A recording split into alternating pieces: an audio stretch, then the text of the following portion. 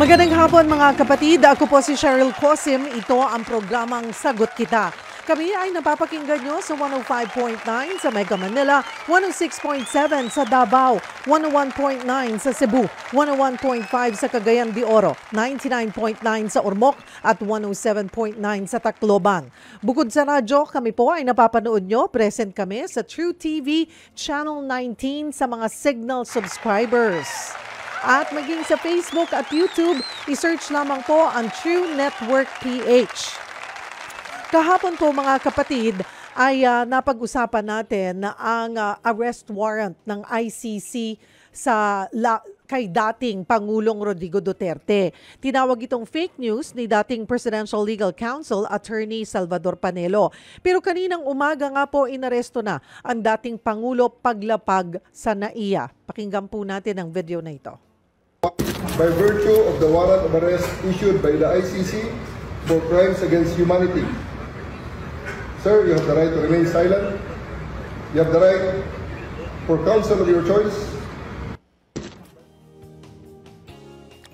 Yan po ay nakapost, tama ba ako, ayen sa IG story ng kanyang anak, sa anak po ni dating Pangulong Rodrigo Duterte na si Kitty Duterte. Matatandaan, pumunta sa Hong Kong si the former president at mga kaalyado nito para sa isang Thanksgiving event kasama ang mga OFW. Inaresto siya dahil umano sa crimes against humanity. Kaugnay ng kanyang war on drugs kung saan libo-libo ang namatay o pinatay di umano. Dinerecho sa Villamor Air Base sa Pasay ang dating Pangulo. Ayon sa ilang kaalyado ni Duterte, unlawful o illegal ang ginawang pag-aresto. Alamin po natin ang latest dyan at mga posibleng mangyari sa mga susunod na oras o araw. Tutok lamang po kayo dito sa ating special coverage dito po sa ating programang Sagot Kita. At ang ating question of the day, makisali po kayo. Ano ang masasabi nyo sa pagka-aresto kay dating Pangulong Duterte? Post po kayo sa live stream ng True FM or ng FB page po, sa FB page ng Sagot Kita with Cheryl. Kasi mamaya po ay babasahin natin yan isa-isa. Maaari rin po kayong tumawag sa ating tanungan hotline sa 8689-3289 or 8689-3290. Silipin po natin ang sitwasyon sa Villamor Air Base sa Pasay City kung nasaan si dating Pangulong Duterte. Nasa linya ng telepono si News 5 correspondent Gio Robles. Gio, ano ang latest dyan? Cheryl, magandang hapon at sa tagapakinig natin sa radyo ko. Alam mo, simula kaninang umaga, mas mahigpit na seguridad na yung ipinatutupad ng Philippine National Police dito sa Gate 5 ng Villamor Air Base kung saan nga dinala si dating Pangulong Rodrigo Duterte matapos ang maaresto sa NAIA nang dumating siya kanina mula sa Hong Kong. Sa ngayon, Cheryl, hindi pinapapasok yung ilang mga kaalyado ni dating Pangulong Rodrigo Duterte. Kaya nga po na Senator Bongo, yung tanging pinayagan lang kaninang makapasok na maabutan natin ay yung dalawang doktor ni SCRRD. Maging ngayon, kasama niya ngayon doon yung common law wife niya na si Hanela Nabansenya at anak na niya, kagaya nga na-mention mo kanina, Cheryl, na si Kitty Duterte. Sa ngayon, Cheryl, wala pang atso kung ano yung sitwasyon doon sa loob o kung kamusta si dating Pangulong Rodrigo Duterte, pero kanina sa IG story ni Kitty ay pinakita na nag-undergo, kumbaga sumailalim sa medical check-up itong dating Pangulo. Sa pahayag kanina ng Malacanang naman, Cheryl, ito sa mga ipinangako ng palasyo na maayos yung kalusugan ni FCRRD. Sa ngayon, wala pa tayong formal na impormasyon kung ano yung susunod na pangyayari dito kay Pangulong Rodrigo Duterte. Kanina nilinaw naman ng Philippine Air Force na walang kakaiba doon sa pagdala kay dating Pangulong Rodrigo Duterte dito sa Villamor Air Base. Normal lang daw ito dahil isa sa mga, kumbaga, VIP itong dating Pangulo, kaya dito na siya dinala para ma-secure nga yung lugar dito sa Villamor Air Base. So ngayon, Cheryl, nakaharang yung mga tauhan ng PNP dito sa Gate 5 ng Villamor Air Base. Yung kung makikita ko dito, kumbaga yung POV po, Cheryl, no, may mga shield, nakasuot ng helmet, at may bit-bit na mga batuta itong mga pulis na ito. At bukod nga sa mga media na nagtitipon dito sa Gate 5 ng Villamor Air Base, ay may mga taga-suporta na rin ng dating Pangulong Rodrigo Duterte, maging yung mga vloggers na nakabantay dito. Cheryl. So wala pang humaharap sa media at nagbibigay ng statement from the authorities? Oh, yes, Cheryl. Simula nga kaninang umaga ay marami din tayong mga tanong na gustong masagot, pero napakahigpit kasi ng seguridad dito sa Villamor Air Base at yung mga authorities that we are expecting ay kasama doon sa loob sa VIP lounge kung saan yung dating Pangulo kasama yung kanyang legal counsel. Ang papasok lamang na balita na kararating lang, kalalapag lang na ang eroplanong sinakyan ni Vice President Sara Duterte. Lumapag ito sa NAIA Terminal 1 ng 3:15 from Hong Kong via PAL. May nakikita na ba kayo or posibleng dyan dumiretso si VP Sara?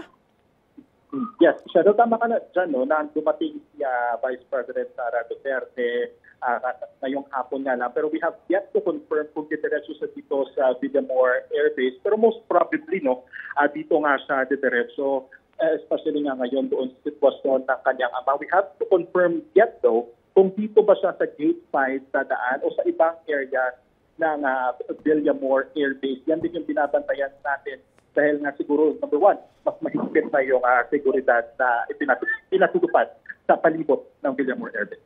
Mayroon na bang pinayagan na iba pang personalidad na makapasok? Kasi alam ko even Senator, until now yata, Senator Bongo ay hindi pinapayagan. Sino lamang ang pinayagang makapasok para makausap si dating Pangulo? Cheryl, based doon sa naabutan natin kanina, yung mga nakita natin pinayagang pumasok ng mga nakabantay dito sa Gate 5 ay yung dalawang doktor. Yung matagal na doktor ni President dating Pangulo Rodrigo Duterte. Somehow nga po, Cheryl, no, ma-check din yung kanyang sitwasyon. Knowing nga, Cheryl, na nakatakdang sumailalim din sa medical check-up si dating Pangulong Rodrigo Duterte sa Cardinal Santos Medical Center sa San Juan. Cheryl. Kamusta ang sitwasyon dyan sa paligid? So far, Cheryl, no, kung makikita natin, organized pa naman, hindi pa naman dito, like, let's say, na magulo. Yung mga nagtitipon-tipon na mga taga-suporta ni Pangulong Duterte dito, we can't say na malaking grupo ito, so mga less than 100. Sa ngayon nga, Cheryl, no, medyo tahimik pa yung sitwasyon, pero kanina narinig natin na nag-chant na sila ng Duterte. Yung iba nga, nilinaw din nila na hindi sila bayad at bukal sa loob yung pagpunta nila dito sa Villamor Air Base. Ganon din, Cheryl, sa mga kapatid natin pulis, naka-standby lang dito. May mga nakikita na tayo, yung mga truck kung saan sila sakay, galing yung iba sa Southern Police District, at meron din mula sa NCRPO. Sa ngayon, Cheryl, nagtitipon-tipon yung mga vloggers naman dito sa waiting din na kung ano pa yung mga posibleng mangyari dito sa Villamor Air Base. Cheryl. Alright. Kasi may mga balita na posibleng within the day, ngayon din ilipad papunta raw ng Dahig ang dating Pangulo. Oo. Yun nga, Cheryl, no? Pero so far kasi we can't confirm that yan. And we have to confirm that yet. Kung hopefully may official na magpaut lang ito sa mga piyetro na pero may mga naririnig nga tayo, Cheryl, no? Na within the day, again, yet to be confirmed na posible nga na ilipad na sa The Hague, sa the Netherlands, si Pangulong Rodrigo Duterte. But still, kumbaga, so far, dahil wala pang confirm, chismis pa lang din. Pero let's see, ano man yung mangyari because anything is fluid since nang dumating nga dito nakauwi si President Duterte mula Hong Kong, lahat yan. Everything is fluid sa mga nangyayari dito. Sharon. Alright, maraming salamat for the update, Gio Robles. Samantala, punta naman tayo sa Davao, na baluarte ng mga Duterte. Nasa linya ng telepono si Bril Montalvo. Bril, ano ang reaksyon ng mga taga Davao dito nga sa pagkakaaresto kay dating Pangulong Duterte?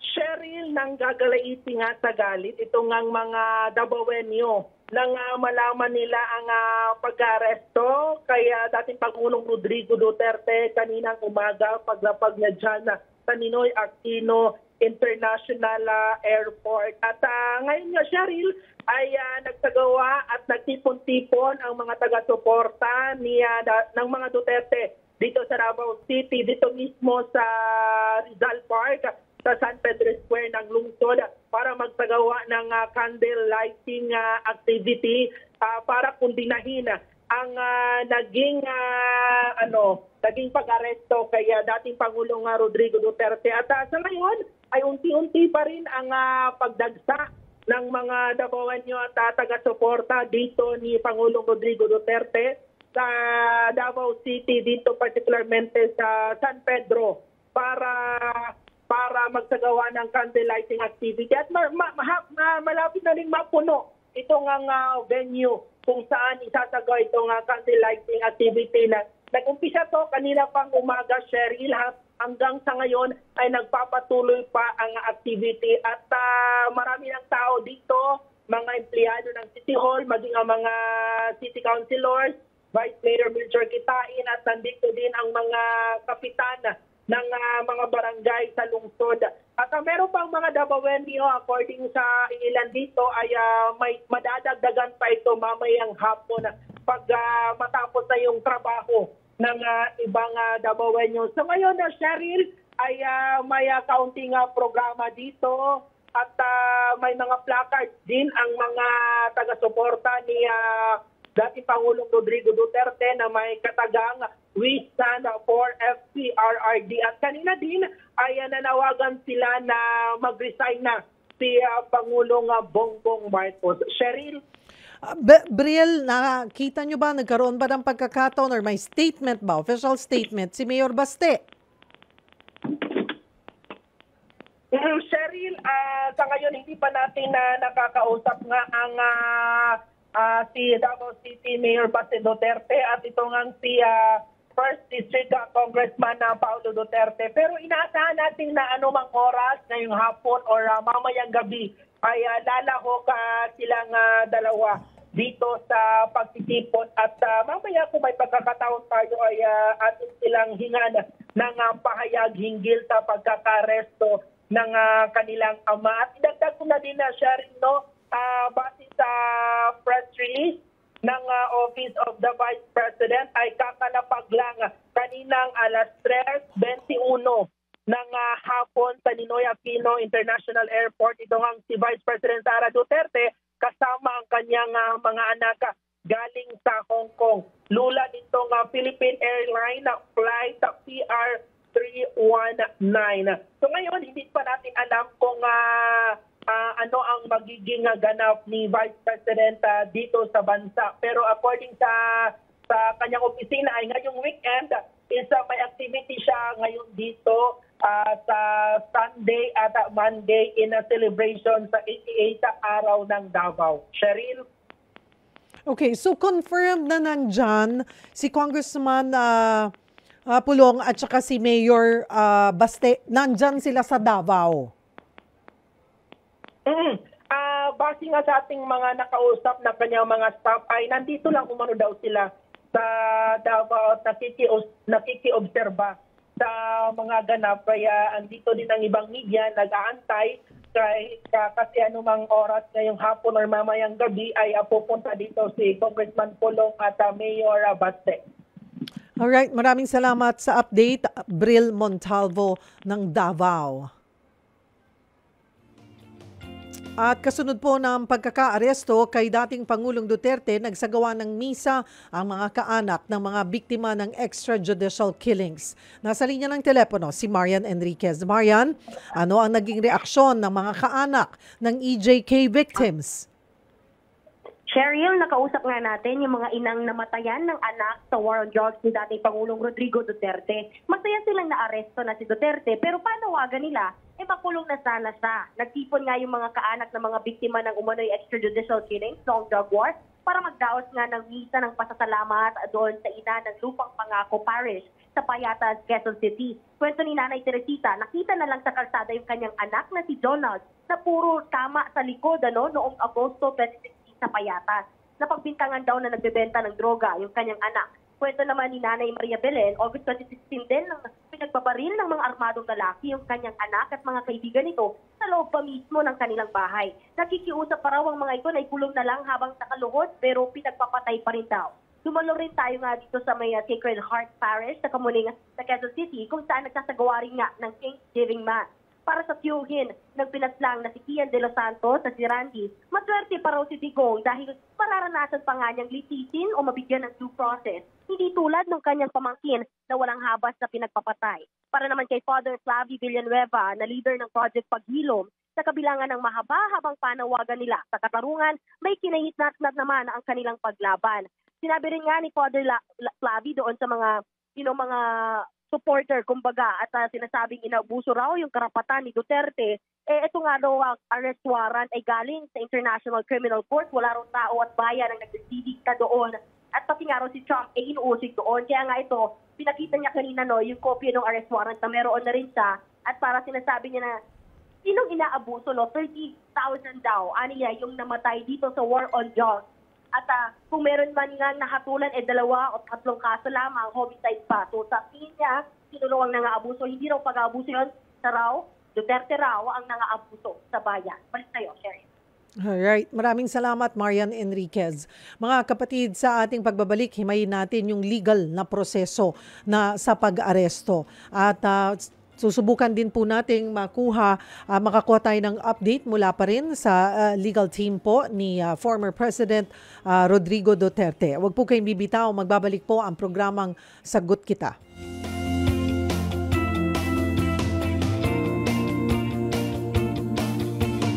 Dito tayo sa totoo.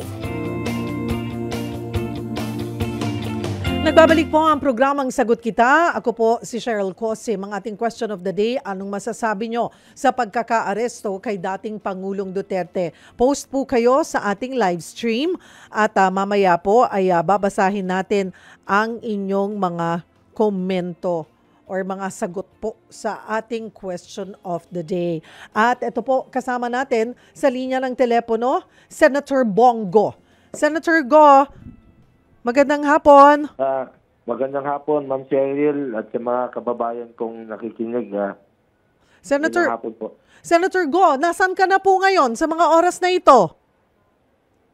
Dito pa rin po sa labas, hindi ako pinapapasok hanggang ngayon. Kanina pa, una mo ako napanood kanina sa labas ng gate. Opo. Ayaw po akong papasukin. So kaninang Wala naman tanghali, itong magagawa. nung nag-usap po tayo, hanggang ngayon, hindi na po kayo umalis dyan. Talaga pong nananatili kayo nakabantay sa labas. Oo po. At unang-una, nirespeto ko naman ang sundalo dahil sinusunod lang nila yung mga Air Force ng utos sa taas. Opo. Nakiusap lang po ako na unahin na lang po yung ambulansya at saka yung ECG, yung medical equipment kanina. Oo. At Go ahead po. ayun naman po, medyo na-check up, buti na lang na sabi ko paunahin ng doktor. Na-check up na po si Tatay Digong. At meron na pong reseta, recommendation ang doktor niya na kahit na po, despite na siya ng insulin, ay napakataas po, no, ng diabetes level niya. Shoot up to 328. Sugar level niya po. Yung sugar level? Opo. Opo. So yung kanya pong doktor na si... advised for admission to avoid pagkalala, no? Opo. Senator Go, yung pong kanyang doktor ay nananatili pong kasama ni former President. Nakapasok na po si Dr. Agnes. Aha. Pinasalubong sa airport. Nakapasok na po. Pati yung ambulansya. Hapon na po, bandang hapon na. At so far, doon po sa mga kasama ni dating Pangulo, kagaya po si dating E.S. Vidaldea and Attorney Martin Delgra, any word from them? Ano po ang naibigay sa inyong update? We leave up to the lawyers na lang po ni PRD to file the appropriate legal remedies in the Supreme Court. I cannot speak in his behalf. tungkol dito sa legal. Mhm.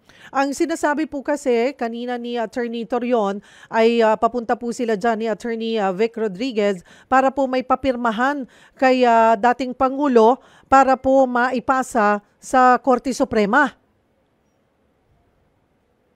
Yata po yung legal remedies na ginawa, no? Mhm, mhm. At ako naman personally, as a senator, the issuance of the warrant of arrest by the ICC is an affront to the sovereignty of the Philippines.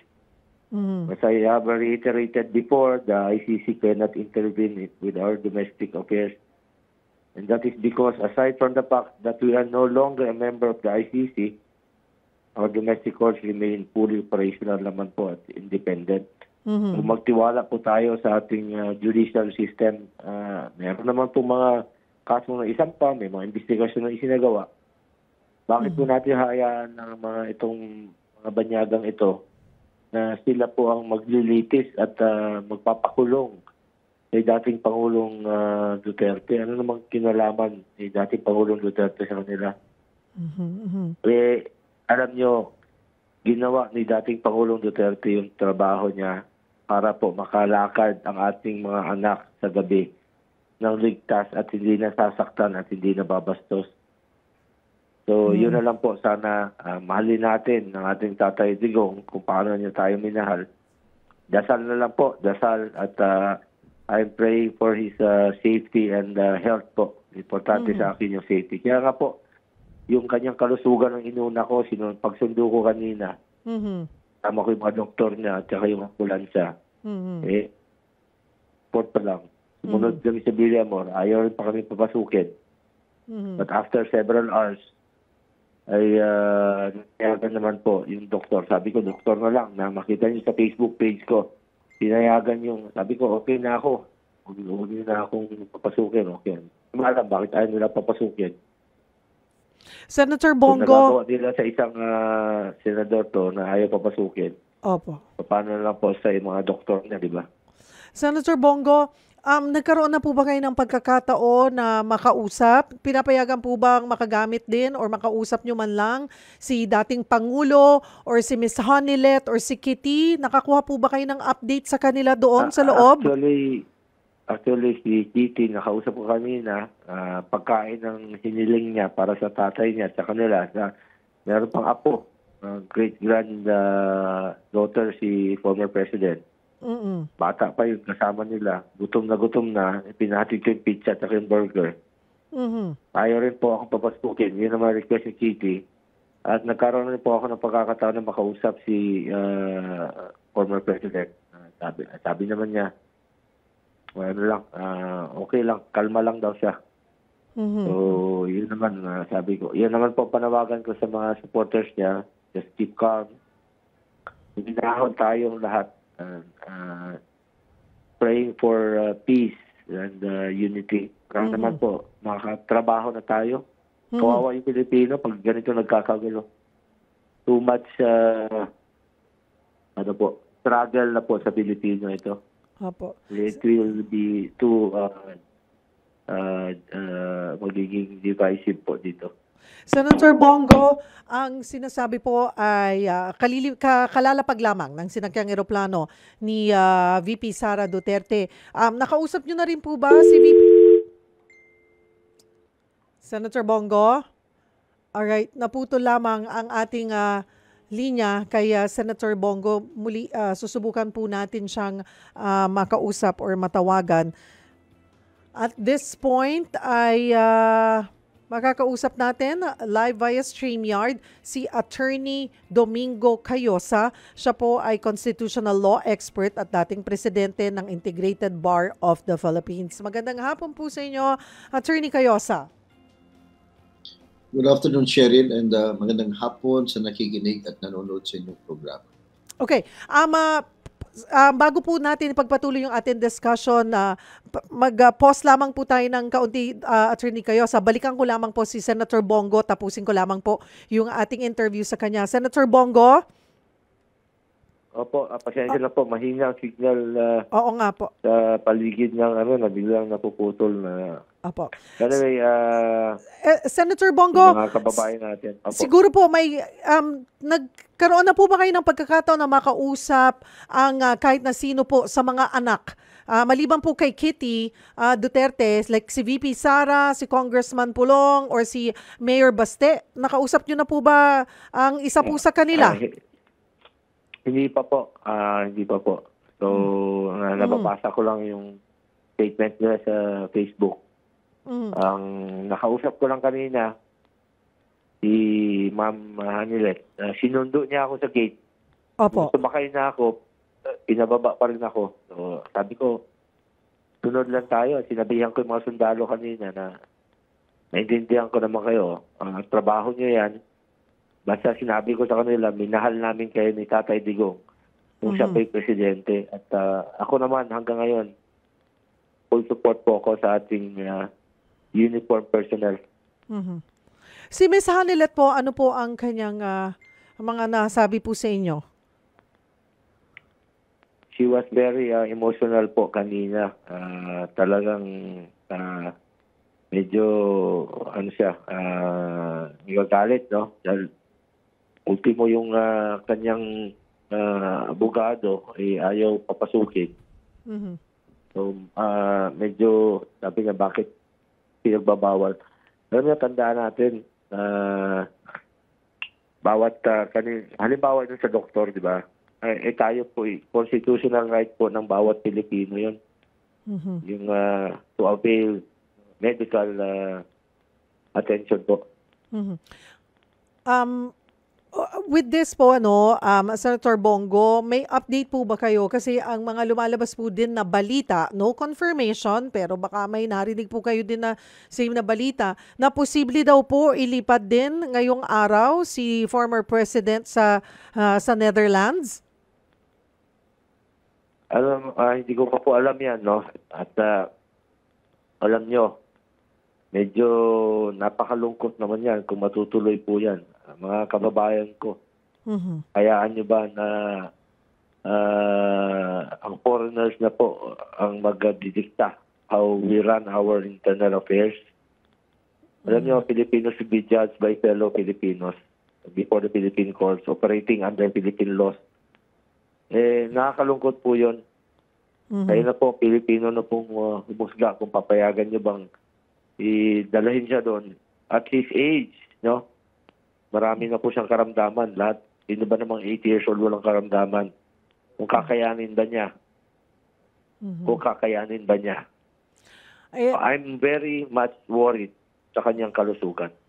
Senator Bongo, very much worried po. Kanina ka pa po dyan tanghali, umaga, no, na naghihintay po sa labas ng... In fact, alas 9 pa ako. Hindi nga pinapasok. At hindi pa po kayo nakakalapit kay former president. Hanggang anong oras po kayo maghihintay dyan? Hintayin lang po na natin kung what develops in the next few hours. But pagdasal po natin, huwag natin pabayaan Tatay Digong. Marami pong salamat sa inyong oras, Senator Bongo. At mga kapatid, puntahan na po natin si Attorney Domingo Cayosa. Attorney Cayosa, salamat po sa oras. Pasensya na po't naputol tayo kanina. It's okay. Ayan po. Okay, paintindi po natin. Marami, iba-iba yung naririnig po natin na side, ano. Sinasabi po ay kagaya po ng statement po ni statement sa Palasyo na ang problema daw po, legal problem po ni former President Rodrigo Duterte is not caused by Philippine laws. His legal problem is caused by laws enforceable by the ICC. At ang sinasabi naman po ng legal team ni former president ay unconstitutional or na-violate yung kanyang rights. Puntahan nga po natin yung ano nga ba yung dapat na naging proseso. Tama po ba yung naging proseso? May na-violate nga po ba base doon sa mga nakikita nating videos at mga kwento o mga balita po na lumabas? Una, i-fact check natin Cheryl, no? Kasi may nagsasabi pa na walang warrant of arrest. Hindi ho totoo yan. Sa katunayan, nabasa ko na yung warrant of arrest at mahaba-haba. Yes. At doon, in-outline, you must note na 3 huwes ho ito. Isa from Mexico, isa from Romania, at isa from the Benin, Republic of Benin in Africa. Mga babae ho ito, mga veteranong huwes at mga diplomats at mga human rights lawyers. So, matindi naman yung kanang credentials. At diniscuss nila dun sa kanilang warrant of arrest kung bakit nag-issue sila ng warrant of arrest, ano yung kanilang basehan. So, una, hindi ho totoo na walang warrant of arrest. Meron ho, at hindi ho naman siguro abusado o tatanga-tanga ang ating PNP na maniniwala na lang sa Interpol. Pati yung Interpol, hindi naman yan hihingi ng tulong kung walang warrant of arrest. Meron ho, dated March 7, 2025, at inauthorized na rin ang Office of the Prosecutor ng ICC na isa publiko ito. Kasi hindi mo naman pwede, normally secret ho yung warrant of arrest. Naturally, para hindi makatakas o hindi maka-evade yung kanilang arestuhin.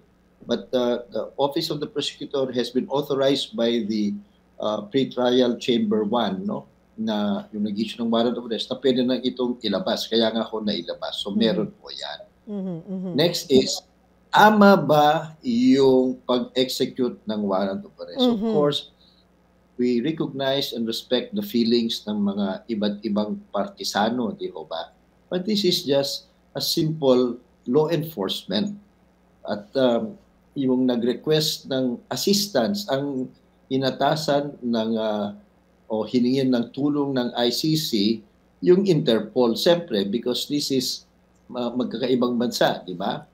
Sa Pilipinas. So yung Interpol naman, nakiusap sa ating Philippine National Police, at dahil miyembro naman tayo ng Interpol, tayo ay may mga commitments at obligasyon dyan sa treaty na yan, di normal lang ho na tumugon naman ang ating PNP. So, malamang pinag-aralan na rin nila yan, tinignan nila, dadaan din yan sa DFA, tinignan na kung genuine ba yung warrant of arrest.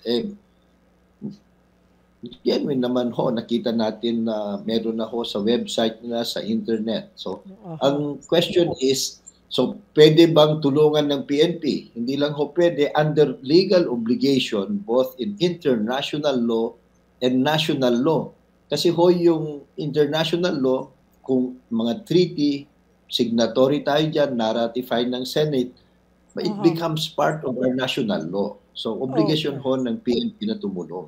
Okay. Now, tanong lang po, Attorney Cayosa, ito pong si Senator Robin Padilla calls on PBBM to stop PNP from assisting yung ICC at yung Interpol. Mayroon nga, okay, sabi nyo nga po, kasama yun sa treaty, pero may power ba ang Pangulo na ihinto nga or sabihan ang PNP or na bigyan ng assistance ang Interpol or wag kahit na po tayo ay bahagi ng Interpol? Well, ang poder at authority ng presidente is to direct the PNP, the executive branch, to cooperate with the Interpol. Kasi hanggang ngayon, obligasyon ho kasi ng chief executive is to see to it that local and international laws are implemented in our country. So yun ho ang kanyang mandato. Pwede naman sabi niya, huwag kayong sumunod dyan, pero mapapahamak siya. So questioning siya. Kasi nga, magiging illegal yung kanyang utos. Of course, he can justify it as an exercise of external affairs. Kasi yan naman, nasa konstitusyon, sagot at kontrolado ng presidente, ng chief executive ng ating bansa, ang conduct of international relations. But tayo ho, may mga kailangan tayo sa buong mundo, no? Sa security arrangements, may mga pinapahuli din tayo sa Interpol na mga kababayan natin sa ibang bansa na may kaso dito sa atin. Kung wawalang hiyain natin ito ngayon, anong aasahan natin treatment ng international community? Lalong-lalo na sa mga panahong ito na kinakailangan natin ng tulong ng hindi lang isang bansa, kundi maraming bansa dito sa mga banta sa ating territorial integrity at yung administration of justice din natin dun sa mga Pilipino na nagtatago sa ibang bansa na may kaso naman sa Pilipinas. Sinabi po ni Attorney Panelo na unlawful daw yung ginawang pag-aresto. Doon po sa nakita natin na proseso, meron nga po bang na-violate? Well, unfortunately, hindi sinasabi ni Attorney Panelo kung anong aspeto yung unlawful. Kasi simple lang ho naman ang pag-execute ng warrant of arrest, pag-serve. I-verify mo na genuine yung warrant of arrest. I'm sure ginawa na yan. Nandun na nga yung Interpol mismo, di ba?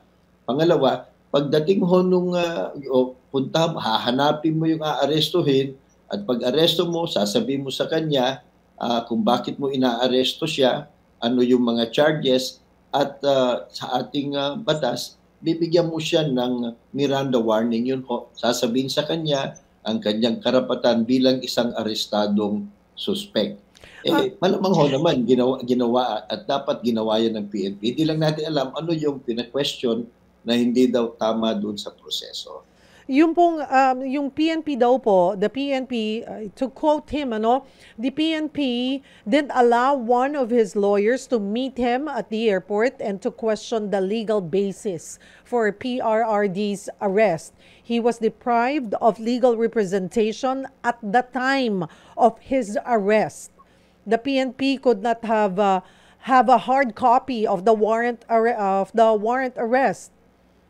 Yun po yung sinasabi niya, by not allowing one of his lawyers to meet him, the arresting could have avoided being asked if they have the hard copy of the arrest warrant po. Yun yung kanyang statement. Well, yun ho, siguro ang tingin niya kasi nasa labas siya, di ba? Wala ho kasi yan dun sa actual eh.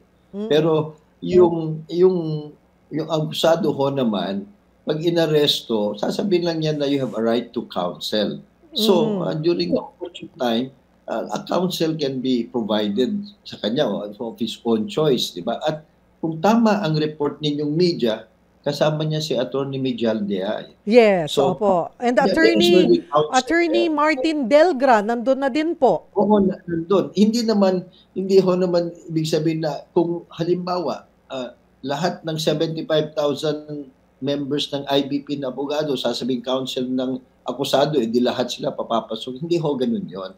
Ang importante lang, meron kang counsel para matulungan ka, maprotektahan ang iyong karapatang pantao. Ito ho naman, abogado din siya. But even if he's a lawyer, he's truly entitled to counsel. Meron na siyang kasama. Hindi ho naman lahat ng counsel magpipresenta, pagbibigyan niya. Kasi magulo yan, di ba? Pangalawa, kung gusto nung counsel niya, o sino mang gustong tumulong, na questionin yung warrant of arrest, ang venue ho dyan, hindi yung kapulisan. Kasi hindi naman sila huwes. Ang trabaho nila, ipapatupad talaga yan. Kung nakita nila na genuine, totoo yan, ipapatupad nila. Kung gusto mong questionin o kaya patigilin sila, di pumunta sila sa korte. Yun siguro ang kanilang ginagawa na ngayon. Okay. Court o sa Supreme Court. Attorney Coyosa, which court? Itong inaapila nila, may mga legal remedies po sila. Tama bang sa Korte Suprema ang takbo or depende dun sa legal remedy? Hindi po ka tayo nakakuha ng detalye, but I was trying to get the side again of Attorney Torion. Kaninang tanghali ay sabi nila mayroon silang mga inihahanda na legal remedy at pupunta sila kay dating Pangulong Duterte para papirmahan ito. At kanina ngayon lang, before 4 o'clock, ay sinasabi po niya na they're on their way to the Supreme Court. So sa Korte Suprema nga po ba ang paghahain po ng apela? No, normally, pag-questionin ng isang suspect o arestado yung warrant of arrest, normally sa regional trial court lang po yan, the trial court of general jurisdiction. Okay. Ordinaryong citizen na ho itong si dating Presidente Duterte. So, normally ho sana, sa RTC lang yan. And usually ang Supreme Court, sasabihin ka talaga, wag mo kaming guluhin dito, marami kaming mas importanteng ginagawa sa RTC ka.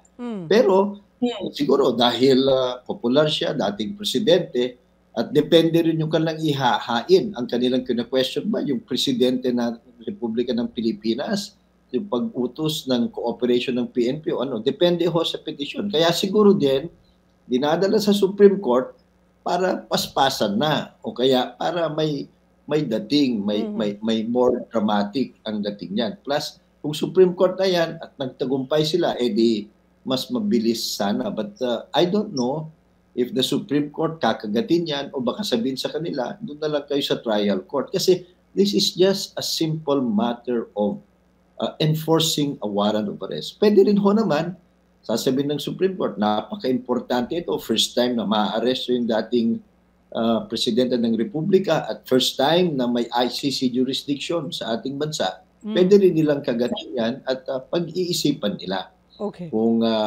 may mali ba o tama ba yung pag-execute ng warrant of arrest. Okay, Attorney Gayosa, na-aresto na po, naibigay na po, naibigay na yung warrant of arrest kay Pangulong Duterte. Ano po ang susunod niyan? Pag naihain na ang warrant of arrest? Well, ang susunod ho niyan, gaya niyan, kung question nila, dun sa korte kung saan kina-question, ipapakita ng arresting authorities ang basehan ng kanilang pag-aaresto. Ang gagawin ho naman ng korte is number one, titignan niya, does this warrant of arrest pertain to the arrested person? Pangalawa, yung nasunod ba ang tamang proseso dun sa pag-aaresto? Dito ho naman, wala namang ginamit na karahasan.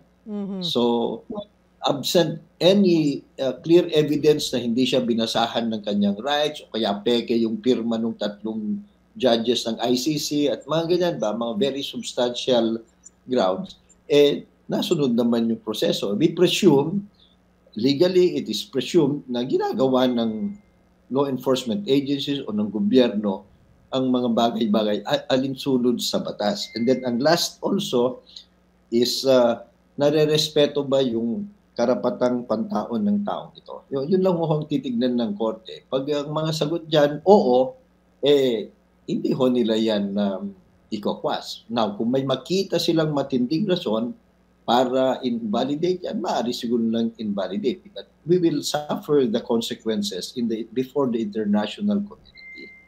So, saan po siya dadalhin ngayon? Kasi sa Villamor Air Base siya nananatili. Bakit po kaya sa Villamor at hindi po sa Camp Crame? At saan po ba? Kasi kagaya po ng sinabi ni Chief Presidential Legal Counsel Juan Ponce Enrile, yung sinasabi niya na the current legal problem of former President Rodrigo Duterte is not caused by Philippine laws. His legal problem is caused by laws enforceable by the ICC. So, tama ho siya. Tama paano? Siya. Kasi yung warrant of arrest galing sa ICC. Okay. So ngayon, inaresto na siya. Paano po? Saan siya mananatili? Ililipad ba siya dapat kaagad-agad sa The Hague? May issue din po ng kanyang kalusugan. Kanina lang, sinabi po ni Senator Bongo na kahit na po naka-insulin siya, ay yung sugar po ni former president ay napakataas. So possible ba na mag-request ng hospital detention muna? Well, una, ang importante ho dyan, pag nag-aaresto ang isang arresting unit or agency or policeman, yung security nung inaaresto para hindi makatakas o kaya makapuslit. Pangalawa, na yung kanyang karapatang pantao marerespeto. Okay? So, at yung bang as soon as possible, kinakailangang ipresenta yan dun sa issuing judge. Ngayon, kung bakit sa Villamor, speculation lang ito, pero very practical. Yun ang pinakamalapit na secure place, di ho ba? Pangalawa, yung issue ho ng kalusugan, naintindihan natin si Senator Bongo, kaya lang, yung kalusugan ho naman, may hospital doon Marami ho namang sapat na doktor doon. So, alam din ng gobyerno, malamang yan, na responsibilidad nila. Kung merong medical emergency, ilagay mo siya doon sa lugar na kung saan meron ng sufficient medical services, which Villamor Air Base has. So yun ho ang sa tingin ko lang you can ask the arresting officers, they can move him to other places depending on the security situation siguro o yung pangangailangan niya ng medical services. Pero hindi ho naman ibig sabihin na dahil may sakit ka, hospital arrest na. Kasi kung kaya naman na magamot yan sa kulungan, dun na lang. Now, yung sinasabi nyo, dadalhin ba yan sa dahig? Necessarily. Kasi ho, yung dahig ang nag-issue ng warrant of arrest. At tama ho naman si Presidential Legal Counsel and really alam na alam niya ang batas, yun ang may jurisdiction. Interpol ang may custody sa kanya ngayon. Di ho ba? Interpol ang may custody sa kanya ngayon, obligasyon nilang dalhin doon. At kung babasahin natin yung mga protocols ng ICC, bago pa pumunta mga yan dito, inayos na nila kung paano nila isasakay at ano yung proseso. Pati ho yung mga papeles, kinausap na nila ang mga gobyerno dyan kung saan man sila dadaan. So, kinakailangang dadalhin doon. Kasi ho, doon sa The Hague, the ICC, hindi pwedeng malitis ka in absentia eh. Kaya nga, may warrant of arrest para doon ka man. Pagdating ho doon, pwedeng mag-apply ng bail ang kanyang mga abogado at kung mamarapatin nung korte, di pagbigyan siya ng bail. Pero kung sa tingin nila, hindi karapat-dapat yon, he will remain in detention habang tinilitis yung kanyang kaso. Hindi ho pa naman siya guilty eh. Part of the guaranteed constitutional right, and it's also in the rules of the ICC, na an accused is presumed innocent.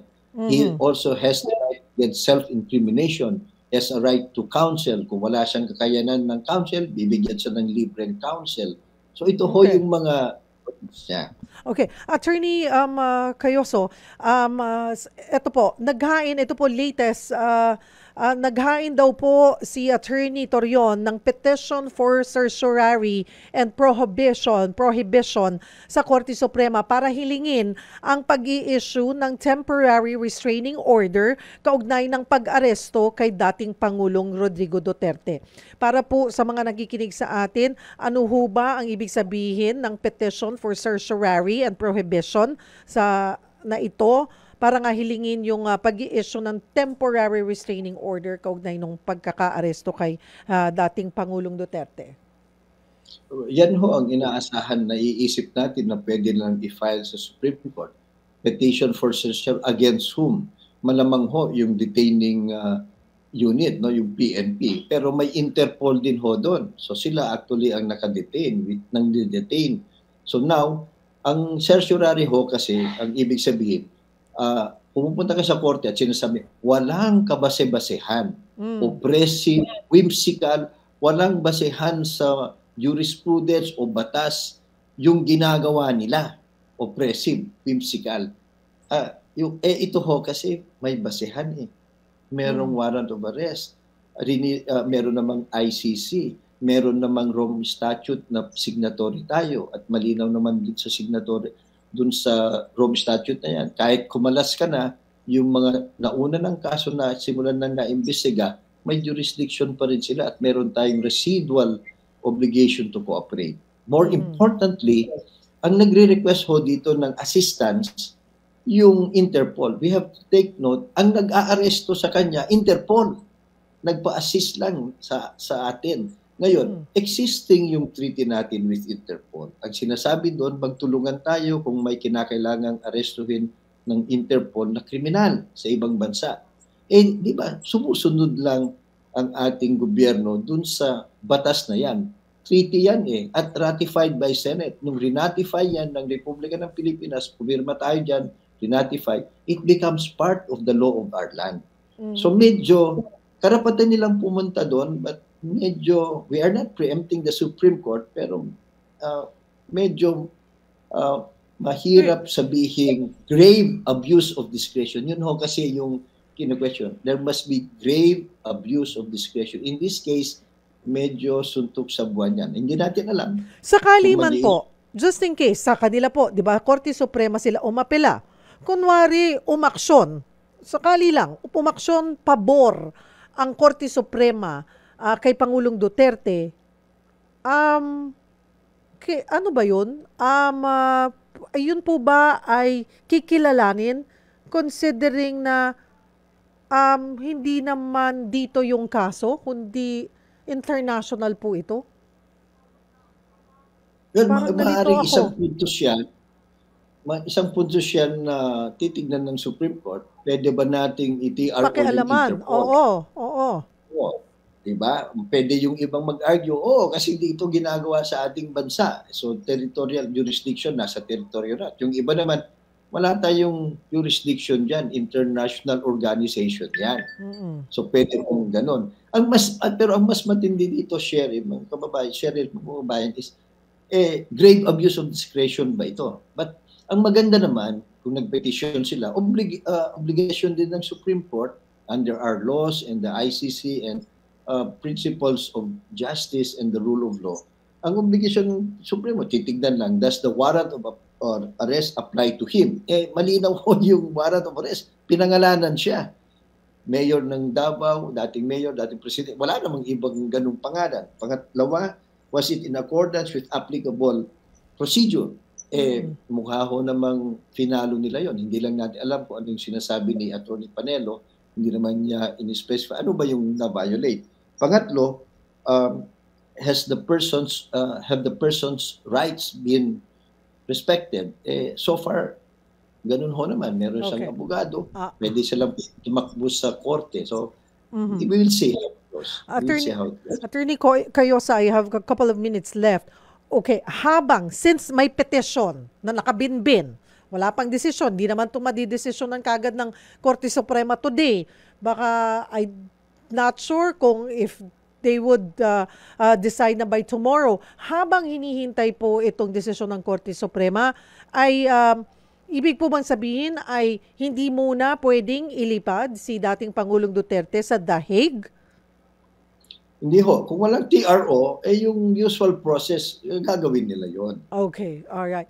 And kasi this is just a simple arrest of a suspect or a respondent. So, tutuloy ho yan. They need a TRO to stop government from acting and cooperating with Interpol. Okay. Pero bago po nila, sabi nyo nga po, ay hindi siya dapat dito nakadetain. Dapat po diretso na siya sa The Hague. Hindi naman sasabing dapat diretso na siya. But for practical purposes, di ho ba tama rin na ilay mo? Because nga, out of respect naman sa ating gobyerno, nag-cooperate tayo, dito muna para they can make arrangements for whenever na lang. Safe transport for him. Especially, halimbawa ho, may karamdaman yung yes, Pangulo. So, kailangan din ipa-hospital mo muna siya. It will be inhuman. Remember, crimes against inhumanity nga ito. Against humanity ito isang charge sa kanya. Tapos, magiging inhuman sila. Hindi man lang nila ipa-check up. So, tama rin naman ho na dito muna siya ipa-check up. But eventually, sooner than later, hindi na yan i-dribble. Dadalhin yan sa The Hague because that's the process. Kahit ho dito sa atin, kung nahuli yung isang nagtatagong o kaya yung may subject ng warrant of arrest sa Mindanao pero ang korte nag-issue sa Metro Manila, dadalhin naman nila from Mindanao to Manila eventually. So ganun ho yan. Bitin po ang ating usapan, but thank you, mas naliwanagan. But for now, ang malinaw ay maaaring manatili muna dito. Hindi kailangang magmadaling agad-agad na dalhin ang dating Pangulo sa The Hague. At sabi nyo nga po, kailangan i-prioritize yung stable ang kalusugan muna ng dating Pangulo bilang pagrespeto rin sa kanyang karapatan. Ayun po. And that will be determined by the government doctors, not the private doctors. Opo, government doctors. Marami pong salamat, Attorney Domingo Cayosa. Mukhang marami pa tayong mapapag-usapan sa mga susunod na araw about this. But thank you for your time today, Attorney Cayosa. Salamat po. Magandang hapon. Maraming salamat. Good afternoon to everyone. Diyan po nagtatapos ang isang oras na tanungan at sagutan. Ako po si Cheryl Cosim. Sagot kita.